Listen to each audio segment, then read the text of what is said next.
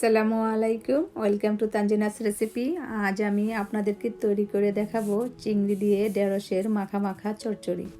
চলুন তাহলে শুরু করা যাক।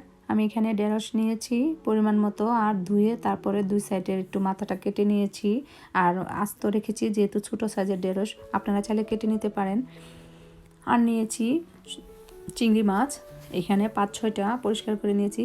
মশলা নিয়েছি মরিচ, ধনিয়া, হলুদ, জিরা সব 1 টিস্পুন করে, লবণ স্বাদ মতো, আর তেল নিয়েছি পরিমাণ মতো হাফ কাপ, আদা রসুন পেস্ট 1 টিস্পুন, পেঁয়াজ হাফ কাপ, টমেটো নিয়েছি 1টির অর্ধেক নিয়েছি, পুরোটা দেই নেই। আর নিয়েছি 4টি কাঁচামরিচ ফালি করে, ধনিয়া পাতা। চুলায় আমি ফ্রাই প্যানে তেল দিয়েছি, এখন পেঁয়াজটা ঢেলে দেব। তারপর পেঁয়াজটা একটু ভাজা হলে নেড়ে চেড়ে আমি আদা রসুন পেস্টটা দিয়ে দেব। আপনারা আমাকে সাপোর্ট করতে চাইলে প্লিজ লাইক এবং আমার চ্যানেলটি সাবস্ক্রাইব করুন। আদা রসুন পেস্টটা দেওয়ার পর একটু নেড়ে চেড়ে বাকি সব গুঁড়া মশলাটুকু দিয়ে দেব।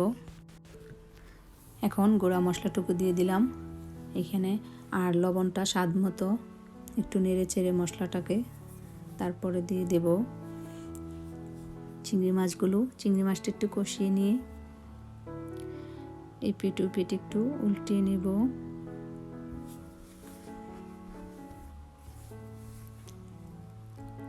সামান্য একটু পানি দেব এখানে, যেন মশলাটা পুড়ে না যায়।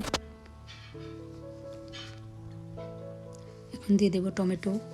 আমি টমেটো এখানে হাফ দিয়েছি, পুরোটা দেই নাই, আপনাদের ইচ্ছা হলে পুরোটাও দিতে পারেন।